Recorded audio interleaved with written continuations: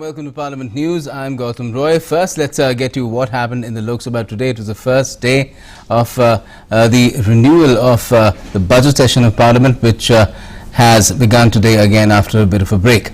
Now, first, Lok Sabha, Prime Minister Narendra Modi was given a rousing welcome by BJP members in the Lok Sabha on Monday, the first day of the second part of the budget session that began days after his party's impressive performance in the recently held assembly elections.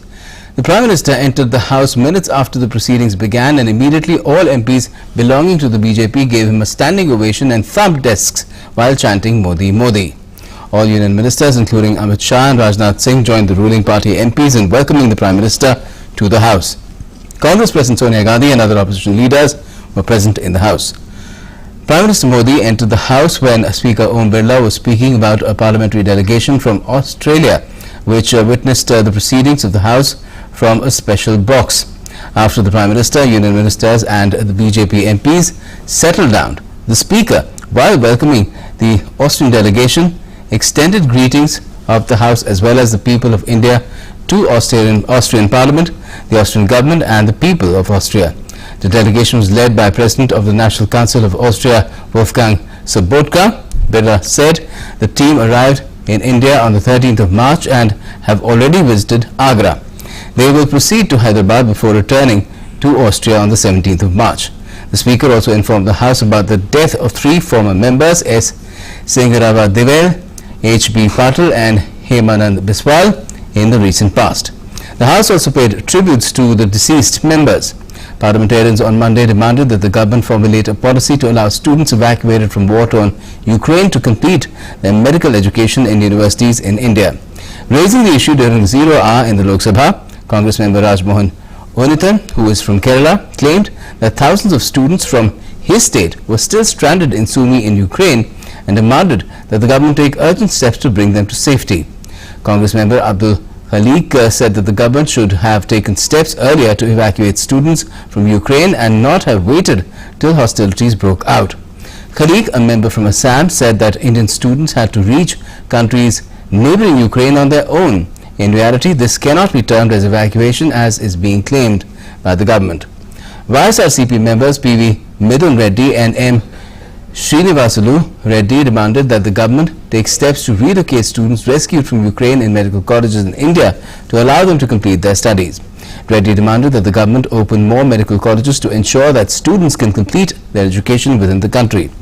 Congress member Korikunil Suresh wanted the government to waive education loans taken by students pursuing education in Ukraine by invoking the clause of act of war to save them from falling in a debt trap.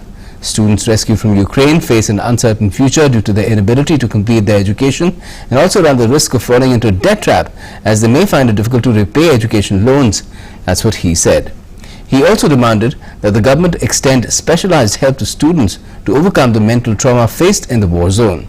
Suresh also suggested to the government to set up a student welfare wing in every embassy as a policy intervention to help students in times of crisis. DMK member T.R. Balu on Monday slammed the government for lowering the interest rate on Employees Provident Fund deposits to 8.1%. Raising the issue during zero hour, Balu also demanded that the centre restore the interest rate on EPF deposits to 8.5% and fix the minimum pension under the employee pension scheme at 3,000 rupees per month. Balu, who represents Tamil Nadu in Lok Sabha, said the 7th Pay Commission had recommended 18,000 rupees as minimum wage and 9,000 rupees as monthly pension. However, he said that the centre only pays 1,000 rupees as monthly pension under the Employees Pension Scheme, that is the EPS. Balu also said that, adding insult to injury, the EPFO now has reduced the interest rates on EPF from 8.5% to 8.1%. It is the most dangerous issue. This is not good. I demand that the EPFO should restore 8.5% interest on EPF and there should be a minimum pension of 3,000 rupees. Trinamool member Shogata Ray also objected to the lowering of interest rate on EPF deposits and voiced concern about the privatization policy of the government. Roy said that the government should not take the victories in assembly elections to ride roughshod on workers. Already it has shown its teeth by reducing the interest rate on EPF deposits. He said the government has sold Air India and Neelanchal Ispat Nigam Limited and has lined up privatization of Life Insurance Corporation, 2 public sector banks and listed out 36 public sector undertakings for strategic disinvestment. Roy said the government was also planning to sell airports and ports to private companies and to invite private companies into railways. Finance Minister Nirmala Sitharaman presented a 1.42 lakh crore rupees budget for the Union Territory of Jammu and Kashmir for the year 2022-23 in the Lok Sabha today as well. The Finance Minister also presented the supplementary demands for the year 2021-22 totaling 18,860.32 crore rupees for the Union Territory and moved a motion seeking suspension of certain rules to allow the House to take up the discussion on the same day. The highest 11,832.77 crore rupees has been earmarked for the Education Department, followed by 10,831.18 crore rupees for the Home Department, which controls police. The higher education for the Home Department, under which the Jammu and Kashmir Police comes, indicated the government's priority to maintaining peace in Jammu and Kashmir, which has been facing over 3 decades of Pakistan-sponsored terrorism. 11,832.77 crore rupees has been earmarked for the Education Department, 1,129.59 crore rupees for the Planning Department and 232.43 crore rupees for the Information Department. The budget for Jammu and Kashmir has been presented in Lok Sabha as the newly created UT is currently under the central rule and new legislature will be formed only when the assembly elections are held there. Congress member Manish Tiwari and RSP member N.K. Premachandran objected to the motion moved by Sitharaman, contending that Rule 205 formed part of the basic rules of procedure and cannot be waived. Some rules are beyond the amending powers of the House. That's what Manish Tiwari, a Congress member from Punjab, said, arguing that the members required time to study the budget proposals made by the government for Jammu and Kashmir. Minister of State for Parliamentary Affairs Arjun Ram Meghwal said the discussion will take place today itself. Rajendra Agarwal, who was in the chair, said the business for the day was approved by Speaker Om Birla during the Business Advisory Committee meeting. Tiwari said the duty of the Lok Sabha gets compounded as it was assuming the responsibility of the Jammu and Kashmir legislature, which ought to have taken up the matter.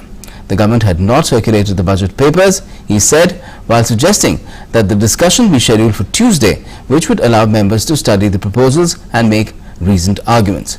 Premachandran, the member from Kerala, said the minister had also sought a discussion on the budget proposals and the supplementary demand for grants together, which would go against the rules.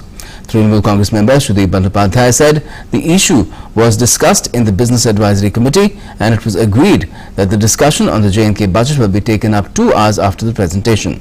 Later during the debate on budget for Jammu and Kashmir, Union Minister Jitendra Singh dared the Congress party to announce in the Lok Sabha that it would restore Article 370 in Jammu and Kashmir if it comes to power.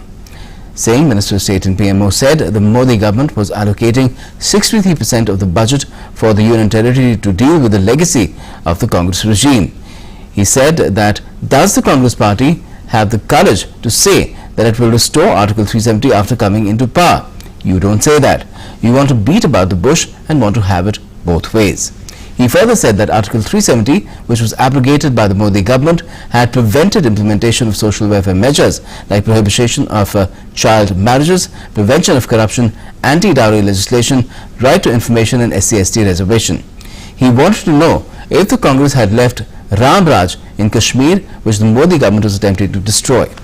Singh further said Prime Minister Narendra Modi has created a new political culture by honouring Mahatma Gandhi, Sardar Patel, Subhash Chandra Bose and B.R. Ambedkar, and the Congress is now searching for icons. The fact that Congress leaders are joining BJP indicates that the ruling party was on the right path, he said, adding, "We are doing what the Congress promised to do but did not do because of political reasons. No political party can oppose the implementation of the welfare measures after abrogation of Article 370, he said. Referring to industrialization in Jammu and Kashmir, the minister said that more than 50,000 crore rupees has been invested by large industrial houses in the Union Territory. Admitting that unemployment continues to be a problem, he said that the government was focusing on providing livelihood to the people as it was impossible for any government to provide government employment to everyone. As regards law and order situation, Singh said there was drastic fall in the number of infiltrations attempted by terrorists in the last couple of years. Only 4 such attempts were reported in the current financial year as compared to 489 attempts before the Modi government came into power in 2014. He further said that the Modi government has initiated the project of building a dam in the state to prevent the flow of water to Pakistan, which belongs to India under the Indus Water Treaty. 1.42 lakh crore budget for Jammu and Kashmir for the year 2022-23 was passed in the Lok Sabha on Monday. The supplementary demands for the year 2021-22 totaling 18,860.32 crore rupees for the Union Territory was also presented in the Lok Sabha through voice vote. Now, according to the third batch of supplementary demands for grants tabled in the Lok Sabha, approval was being sought for gross additional expenditure of over 1.58 lakh crore rupees. Replying to the debate, Finance Minister Nirmala Sitharaman highlighted the achievements were made in the UT in agriculture, industries, rural development, among others. She said that the abrogation of Article 370 on the 5th of August 2019 was a boon for the UT as it brought hundreds of benefits to the people of Jammu and Kashmir. Sitharaman said law and order situation in Jammu and Kashmir has been improving tremendously, while death of civilians and security personnel have become very less, while killing of terrorists has been going up. She said there has been less infiltration from across the border, while there were very few incidents of ceasefire violations. Earlier, participating in the debate, the Congress, TMC and other parties alleged that the government has not been able to achieve the objectives it set out while abrogating Article 370 in Jammu and Kashmir, and demanded the early restoration of statehood. Speaking during the discussion on the budget for the Union Territory, members of the BJP, JDU and others, however, supported the centre's efforts in accelerating development in the Union Territory. Opposition parties also accused the government of not doing enough for the displaced Kashmiri Pandits. Congress leader Manish Tiwari, who initiated the discussion, said the law and order situation in Jammu and Kashmir was a cause of concern. He said Finance Minister Nirmala Sitharaman stated extremely noble sentiments in a budget speech for Jammu and Kashmir, but ground realities are different. The Congress MP said that when the government abrogated Article 370 and divided Jammu and Kashmir into union territories of Jammu and Kashmir and Ladakh, it put forward two arguments: that Kashmir's merging with India will be strengthened as the state will be emotionally integrated and the development there would be speeded up. The government had abrogated Jammu and Kashmir's special status under Article 370 and bifurcated it into union territories of Jammu and Kashmir and Ladakh on the 5th of August 2019. Today, 33 months have passed. Has the government been successful in achieving those objectives? I would like to state that the answer is no. That's what Manish Tiwari said, arguing that the situation is more sensitive than it was in 2019 while citing figures of ceasefire violations. Since April 2020, that's what Manish Tiwari said, the situation in eastern Ladakh is extremely sensitive. The Chinese army is occupying those lands which India considers its own. The situation has become more complex now since 2020 because of factors such as the Russia-Ukraine conflict, Imran Khan's visit to Moscow, the agreement between Russia and China on the 4th of February. All these impact the border areas of India. That's what Manish Tiwari said. The Congress leader also urged the government to seriously consider the question that whether the steps taken in 2019 have strengthened India's position in the border areas or its concerns have increased. Tiwari said it was a matter of concern that the involvement of locals in militancy is going up. He said that while Prime Minister Narendra Modi and Home Minister Amit Shah have stated in the House that a decision on Jammu and Kashmir's statehood will be taken soon, it has not been done. To quote him again, now we are in March 2022, but I want to ask when the government will act on the statements of the Prime Minister and Home Minister, and when will Jammu and Kashmir's statehood be restored, he asked. Tiwari also flagged concerns of political parties over the delimitation of Jammu and Kashmir, underlining the interest of a Sikh community should be safeguarded. Tiwari said they should be given representation in the legislature. The BJP on Monday dared the Congress to announce in the Lok Sabha that it would restore Article 370 in Jammu and Kashmir if it comes to power. Intervening in the debate, Minister of State and PMO Jitendra Singh dared the Congress to announce in the Lok Sabha that it would restore Article 370 in Jammu and Kashmir if it comes back to power. Does the Congress party have the courage to say that it will restore Article 370 after coming back to power?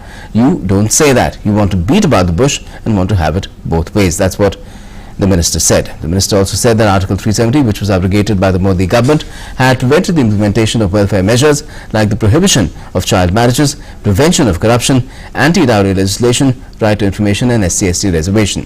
BJP's Jammu MP Jugal Kishore Sharma said power was misused when Article 370 was in force. Earlier, money was not used for development but for the benefit of certain families only, he said. Under Prime Minister Modi's leadership, employment is being generated and funds are being made available for development projects. That's what Sharma said as well. He alleged that Jammu used to be discriminated against earlier, but that had changed now. Trinamool Congress member Shogat Roy said that Jammu and Kashmir budget was about bureaucratic expenditure and not about development of the Union Territory. He asserted that it was wrong to abrogate Article 370 and his party continues to oppose the decision, which was in pursuance of a slogan of One Nation, One Symbol and One Constitution given by Jan Sangh leader Shyama Prasad Mukherjee. Roy demanded that elections should be held at the earliest in Jammu and Kashmir so that a popular and representative government could assume office. The law and order situation in Jammu and Kashmir has not improved since the abrogation of Article 370, he said, recalling the recent killings of sarpanches by terrorists. Supriya Sule of the NCP alleged that the government has not done anything for the displaced Kashmiris in the budget. The government talks a lot about Kashmiri Pandits, but in its budget document there is no mention about them, she said, adding, if you feel for them, please include them. Let's not live only in a bubble. Please deliver. She said that the contention of the government that nothing had happened in the last 60 years has become boring and now they should come up with some new dialogue. The government had promised thousands of jobs, but nothing has happened on that front as well, Sule alleged. That dialogue of what happened in the last 60 years has become boring now. You've had 7 years now. If a child is malnourished, a mother will feed a child for 7 years and make him or her healthy, she said. Sule said that the Modi government should not become a prisoner of the past, but should live in the present and move ahead. The government should tell what they are going to do for Kashmiri Pandits and discuss their future, she said, adding the BJP members should visit the Union Territory and find out the ground realities.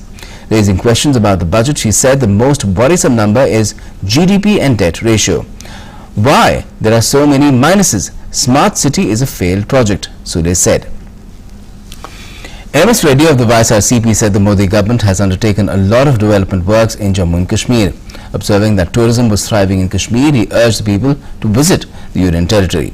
Reddy also said that it was time for Jammu and Kashmir to develop its own sources of revenue, as the centre cannot indefinitely fund developmental activities in the Union Territory. JDU member Sunil Kumar Pintu said that the budget will help in promoting the development of the Union Territory. Special package is required to promote tourism in Jammu and Kashmir, he said, adding now both domestic and foreign investors are showing keenness to invest.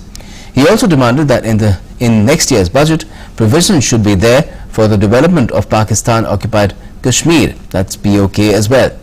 Danish Ali of the BSP also demanded the restoration of statehood to Jammu and Kashmir. To quote him, I would urge the government to conduct elections. It should not be blocked by giving the excuse of delimitation, he said, asking how many Kashmiri Pandits have been rehabilitated by the government after the abrogation of Article 370. Bhartuhari Mahtab of the BJT suggested an adequate budget be allocated for dealing with floods in Jammu and Kashmir and the development of rural areas to promote tourism. Jamyang Sering Namgyal of the BJP said that the budget provision should also be there for Aksai Chin and Pakistan-occupied Kashmir. After the abrogation of Article 370, a new era has begun in Jammu and Kashmir, he said, adding development is happening at a faster pace and projects are being implemented in different sectors. The government has taken several steps such as distribution of domicile certificates, opening up of new colleges, increasing the number of seats and implementation of centre and state-sponsored schemes, Namgyal said. He added that investments too are coming into the Union Territory. Now let's get you updates from the Rajya Sabha as well. Well, the Rajya Sabha on Monday saw resumption of work, the second part of the budget session of Parliament, with Chairman M. Venkaiah Naidu urging members to facilitate a productive session guided by the positive spirit of the first part that resulted in a 101.4% productivity level.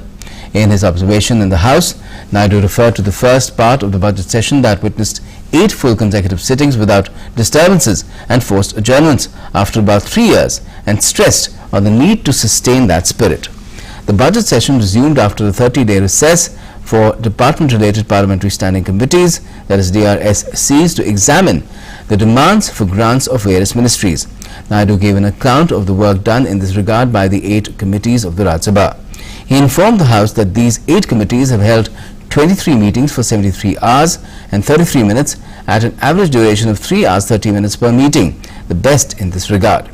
This, he said, marked an increase of 1 hour 17 minutes per meeting over the that of last year, constituting a rise of 56%. The chairperson informed that 3 committees on education, personnel and public grievances and commerce reported an average duration of meetings of over 4 hours during the recess period. Naidu, however, expressed concern over decline in attendance in these committee meetings this year. Referring to a couple of chairpersons having met him this morning in this regard, he reiterated the need for nominating members with interest in specialized and technical matters on committees dealing with those issues. Referring to the situation in Ukraine, the chairperson noted that evacuation of students from Ukraine was a challenging task and complimented the central and state governments for putting in praiseworthy efforts in this regard. Urging the members to follow COVID-appropriate behavior both within and outside the House, the chairperson informed the members that another safety measure was recently installed in the Rajya Sabha chambers to effectively contain the spread of coronavirus in the form of ultraviolet C-band radiation, which is very effective in killing the virus. The House also saw a discussion on the working of the Ministry of Development of North-Eastern Region, that's DONER, supplementary demands for grants of 18,860.32 crores for the Union Territory of Jammu and Kashmir 2021-22 and the budget of the Union Territory of Jammu and Kashmir for 2022-23 were also taken up. The highest, 11,832.77 crore rupees, has been earmarked for the Education Department, followed by 10,831.18 crore rupees for the Home Department, which controls police, in the 1.42 lakh crore budget for the Union Territory of Jammu and Kashmir for the year 2022-23. According to the Jammu and Kashmir Appropriation Bill 2022, 797.34 crore rupees has been allocated for the General Administration Department and 10,831.18 crore rupees for the Home Department. The higher allocation for the Home Department, under which the Jammu and Kashmir Police comes, indicates the government's priority for maintaining peace in Jammu and Kashmir, which has been facing over 3 decades of Pakistan-sponsored terrorism. Several Rajya Sabha MPs raised issues relating to Indian students evacuated from war-hit Ukraine and asked the government to take steps to help them complete their studies. Naidu also informed members that the ministers concerned will make a statement on the issue and members can seek clarification. Raising the issue during 0 hour, Kanakamandala Ravindra Kumar of the TDP noted that many students from India had gone for medical education to Ukraine. He said though safety and security of the students has been ensured, their future is at stake and urged the government to take necessary steps to safeguard their future. K.C. Venugopal of the Congress said students who've returned from Ukraine are in a very difficult situation and their families are also concerned about their future. Amar Patnaik of the BJD suggested that seats in private and government medical colleges should be increased by 2 to 5% so that education of the students who return from Ukraine is not affected.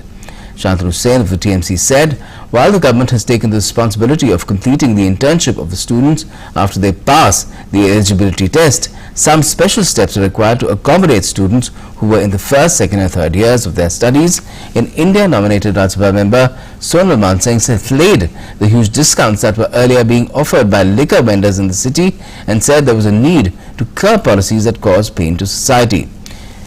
To quote her, I urge the government to take cognizance of this issue so that such policies which cause pain to society could be curbed, she said during 0 hour while referring to the new excise policy of the Delhi government and massive discounts offered on liquor. The members of left parties and TMC sought to raise the issue of lowering of interest rate on employees' provident fund deposits, but the chairperson did not permit them, saying they should first give a notice to raise the matter. The House observed silence in the memory of former members Naveen Chandra Burgohain, Rahul Bajaj, D.P. Chattopadhyay and Yadlapati Venkat Rao, who passed away recently. Participating in the discussion on working of the Ministry of Development of North-Eastern Region, BJP member Bhuvaneshwar Kalita hit back, saying the Prime Minister Modi-led government has acted rather than just looking at the region, while infrastructure development projects completed at a much faster pace, bringing better all-round development compared to what the Congress did. Congress member Ripun Bora alleged that the BJP government has failed to realize the dream of former Prime Minister Atal Bihari Vajpayee for socio-economic development of North-East India and removal of regional imbalance. Bora said the basic purpose of the ministry was for accelerated development and to remove the regional imbalance of the North-East region with the rest of India. He said, adding, however, this dream of Vajpayee has not been translated to in reality by the BJP government. Citing the number of projects announced in various states of the region since the ministry came into existence, he said the Congress-led UPA took up more developmental projects with the involvement of the state governments than what the present government has done. He said the Congress-led UPA government did enough continuously from 2004 to 2014 to translate the dream of Vajpayee into reality. Refuting allegations made by Bora that the government has not worked for the development of the region, Kalita said it is the other way around, as the Modi-led dispensation has been focusing on enhanced connectivity of the region through civil aviation, road and waterways. To quote him, development will be there when connectivity is there, and connectivity of the region has been the top priority of this government. That's what Kalita said, adding many new airports were added in the region and those which were closed during the Congress regime have also been revived. Also, he said all the capitals of the northeast states will soon be connected with rail, and going to Imphal, Manipur, Itanagar and Arunachal Pradesh by train, that was a dream, are being realized soon. Moreover, road connectivity has been improved drastically under the current government, leading all the way to even Myanmar and Thailand, Kalita said. Referring to the Act East policy of the NDA government, he said, unlike the Congress, the BJP-led government believes in taking action rather than just saying look east. Considering the achievement of the region in sports, he also highlighted the government's decision to set up a national sports university in Manipur. The government should reconsider the continuance of the Armed Forces Special Powers Act, that's AFSPA, in the northeastern states, said DMK leader Tiruchi Siva in the Rajya Sabha. While referring to the recent incident in Nagaland where 13 civilians were killed last December by security forces, Siva said it's high time, as not only Nagaland but all surrounding states are suffering because of AFSPA. It's high time the government has to reconsider whether this act should continue, said Siva while participating in the debate in the upper house on the working of the Ministry of Development of Northeastern Region. AITC member Sushmita Dev said the Northeast region needs more money and inputs. According to her, in FY 2015-16, the allocation of this ministry was 2,360 crore rupees and was 2,800 crore rupees in FY 2022-23.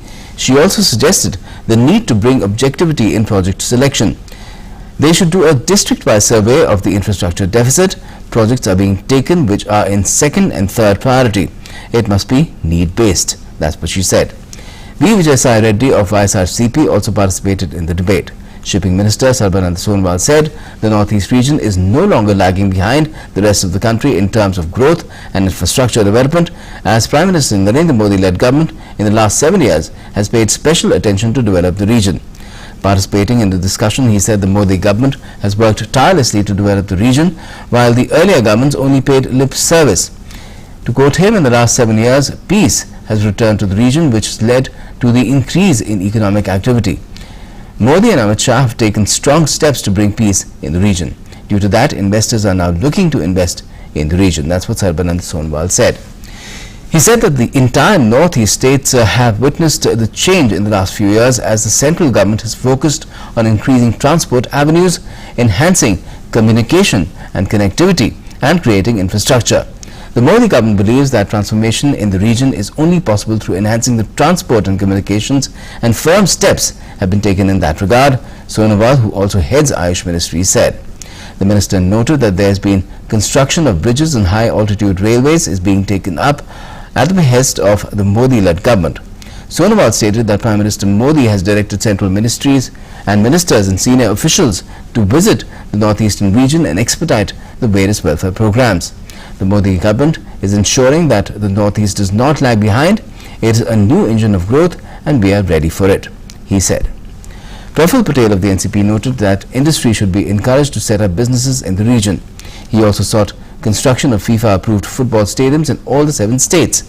Patel noted that development of the region would happen if the industry, tourism and sports activities were encouraged. K. Ravindra Kumar of the TDP, Shantanu Sen of the TMC, Amar Patnaik of the BJD and Nabam Rebia of the BJP also participated in the discussion. That's all we have for the moment in Parliament News. For all the latest, stay tuned to DD India.